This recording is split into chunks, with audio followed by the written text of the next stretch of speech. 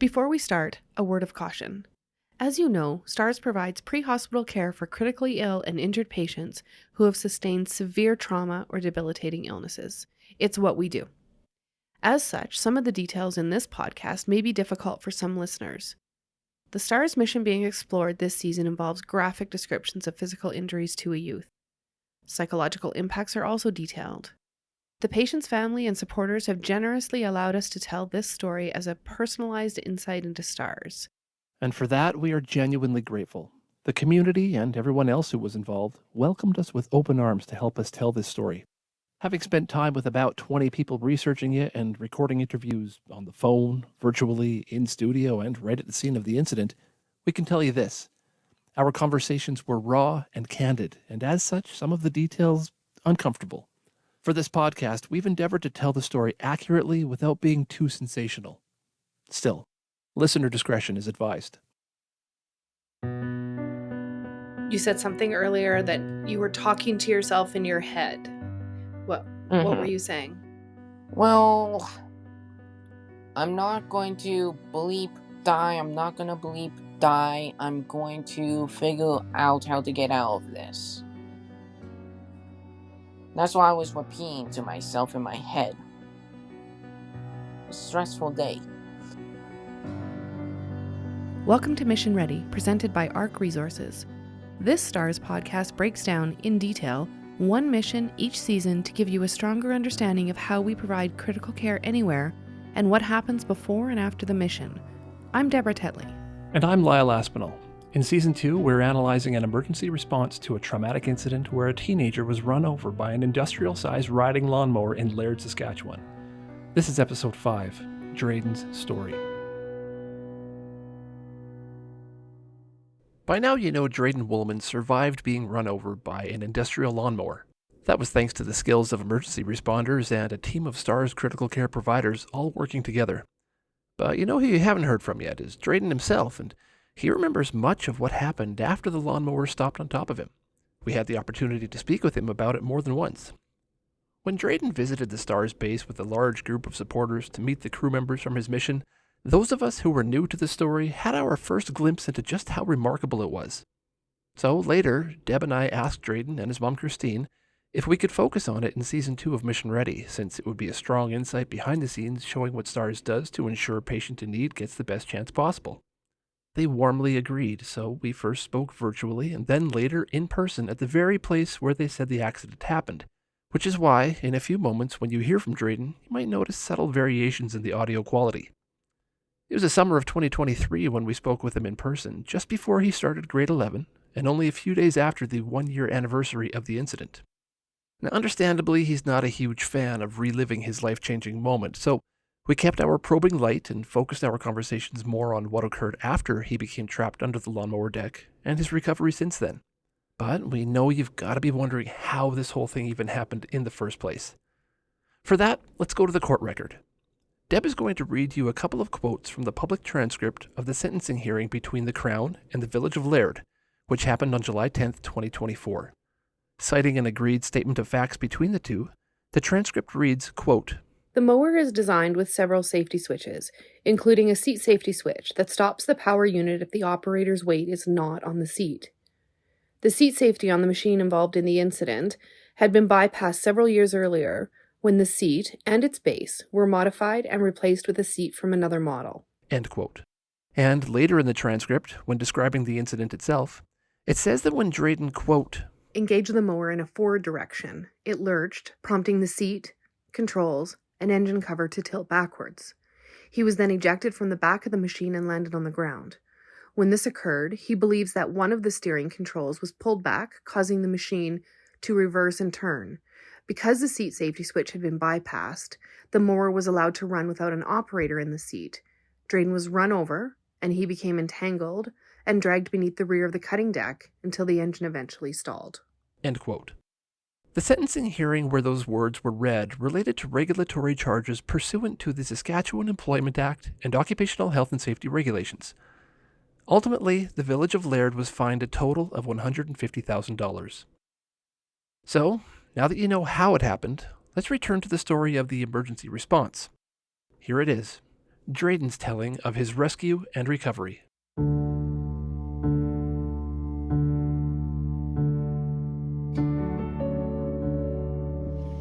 Okay, Deb, I'm going to hit record. And both are recording. Go ahead, Deb. Hi, Draydyn. How are you? I'm good. How Good. about you? You ready for another interview? Sure, why not? Yeah, why not? So maybe just take a couple seconds and tell us why we're at this location. Maybe show us the significance of why we're here. Well, we're here where my accident happening just a year before. Right around here is where I was stuck underneath the mower hill behind the Laird Arena and the Laird curling rink.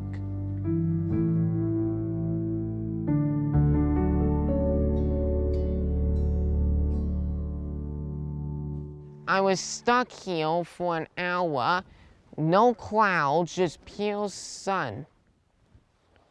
And light just beating on me. Calling for help, and it was terrifying, let's just say. You said something earlier that you were talking to yourself in your head. What were you saying? Well, I'm not going to bleep die. I'm not going to bleep die. I'm going to figure out how to get out of this. That's what I was repeating to myself in my head. I'm assuming bleep is a bad word. Yes. Wow. Yeah. After this happened, you said you laid there for about an hour until your boss found you. Yes, correct. An hour is a very, very long time. What's happening in that hour? In that hour, I was figuring out what was going on, and then, well, when I was panicking a bit, and then I felt something was wrong with my arm, and my arm was chopped off with a bit of skin just hanging on to the rest of it. And also, I was trying to get myself unstuck because my left foot was stuck underneath the mower deck. It was jammed. My right foot was free, but part of it was on it, slowly cutting circulation on it. And I was trying to get myself free, and I was hearing weird, funny noises coming from my chest, and I thought, did I get punctured? It was terrifying. I couldn't see. Were you shouting out for help? Yes, I heard someone mowing that day. Every time he turned off his engine, I was trying to yell for help, but it didn't work. I thought I was going to be dead and die there. I thought, am I going to die here? Am I already dead and I'm just cursed here or something? How terrifying. Very terrifying. Between and trying to fight for your life, and it's just terrifying. Being very close to death, it's one of the most terrifying things. No one can really explain how. It's just terrifying. I was spitting on myself to keep myself cool and keep myself awake. Stressful day. Plus, the weight of the mower deck was slowing the blood that was coming out of my chest. And it was hard breathing, so I had to breathe through my mouth. And my mouth was very dry. This is probably going to sound like a ridiculous question, but you haven't mentioned anything about being in pain. Did it hurt? Were you in pain? Here's the real point. I had no pain. No pain. I sort of want to say I was in shock or something because I was doing some research. Well, this was after that. You, if you're in shock, you feel no pain. So I want to say I was in shock, I guess, feeling no pain, but I was visual and I was fine. It, well, sort of fine. This question might be tough to Mm, answer, but I feel like you're mature enough for it. okay. I know you were thinking about a lot of stuff out there. It seems like there was a lot of heavy thoughts, and you wondered if you might die. Did you think about your Uh-huh. mom, your family, your friends? Oh, yeah, I thought about that. What'd you think about? I thought that I was gonna die here, not to live far enough in my life. All sorts of stuff you couldn't imagine.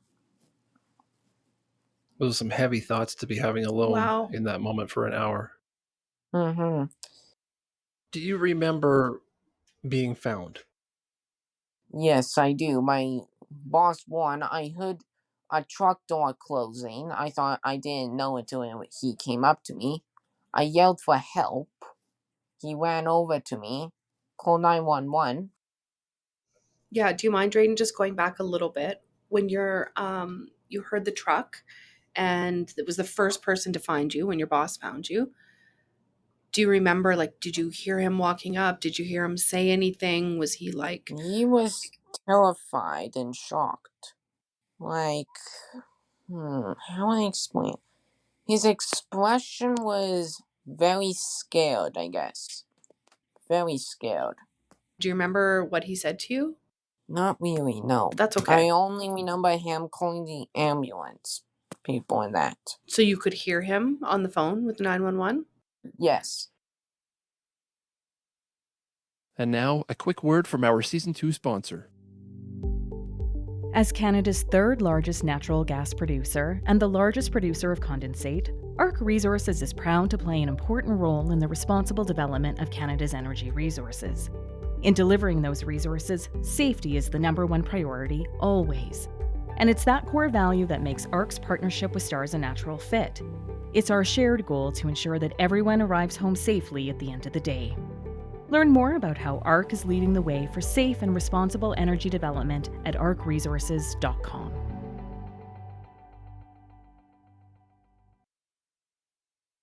Welcome back. A lot of people came to your aid that day. Yes. Yeah. And respecting that you were in a pretty tough spot, but you say that you remember a bunch of it. What do you remember about the people that were helping you that day who was sort of milling around? And what comes to mind when you think about that moment when people were helping? Well, I mean, I've seen some ambulance people, random people. I saw the mechanic guy. He works at the railroad manufacturing. He was disassembling the mower deck. Do you remember when they actually took the lawnmower apart? Do you remember that happening? And we know them they were disassembling it from the mower itself, disassembling all the arms that go to it and that. I was put out before I can see them lift them off the mower deck off of me. Okay. Then they put me into this weird sleep thing. I was still conscious. I was still able to hear everything, just not being able to move my body or any of my muscles. Then I heard and felt that I was being carried to the helicopter. I heard the engines whine, but I didn't actually was able to look around. Then I remember being feeling flying, and then being landing, I believe, on the helipad. Then everything going quiet, being rushed down the elevator to the emergency room. Then they put me into a coma, which was so terrifying. It was weird.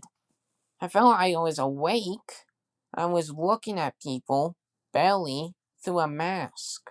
When you're in a coma, days go by like literally by minutes. When I asked how long I was out, they said I was put out for a week. I'm like, it only felt like I was out for 5 minutes. Wow. Yeah. Yeah, and I imagine that time went slowly for the people who love you. Mm-hmm. Probably went very slowly for your mom. Yeah.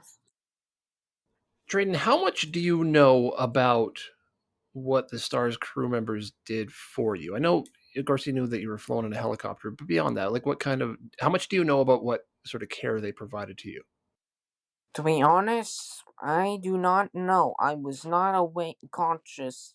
Well, I was conscious, but I was not able to hear the crew talking or them touching me. I couldn't feel them touching me. All I know was I can hear the engine roaring. That's all I can hear. They infused you with blood while you were still trapped by the lawnmower, and it was the blood that they infused at that point that was integral in saving your life. And there was one while you were still with the lawnmower, one in the helicopter, and then more back at the hospital. What are your thoughts about Stars and the people who were from Stars who helped to care for you that day?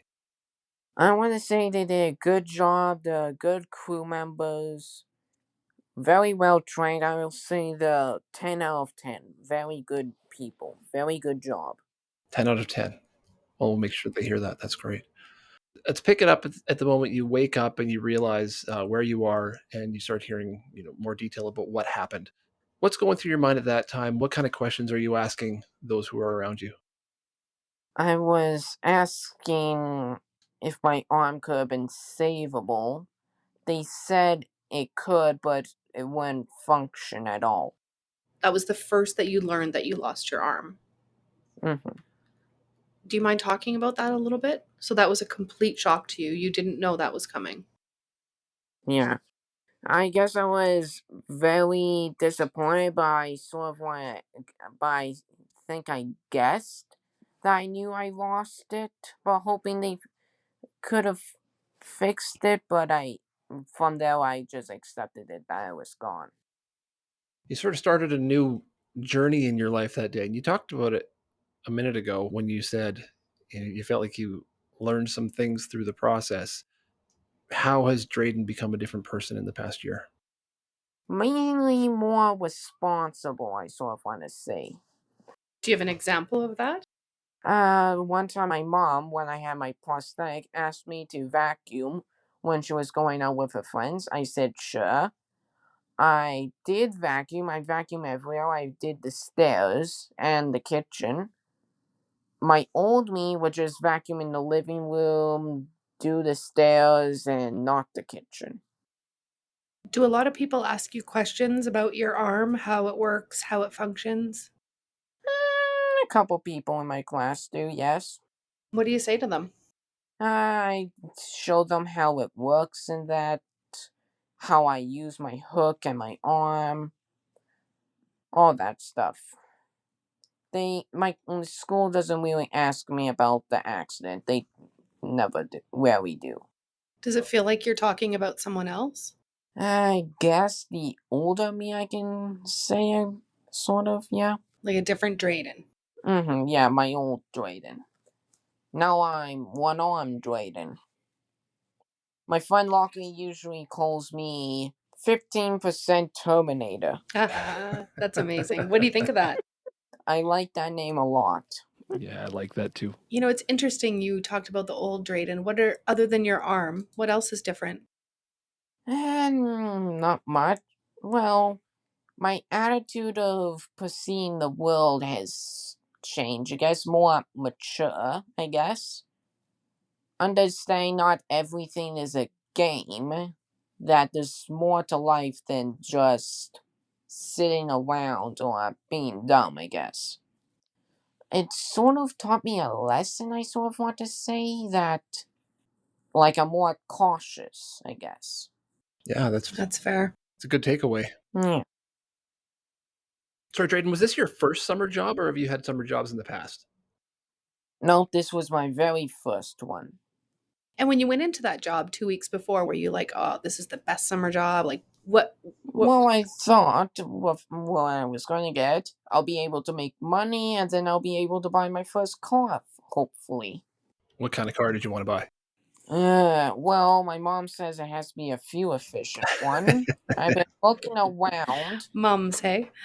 Yes, I've been looking around, couldn't find any, but my eyes always capture a old fox body or an old 90s wagon. Ah, yes. That'd be pretty cool. Yes. Station wagons are better than SUVs, in my opinion. You can put a lot of friends in a station wagon, hey? Yeah. I just like old vehicles because they look good and they sound good. Unlike the cars today that sound weird and are more bubble-like. Next time on Mission Ready. Ready?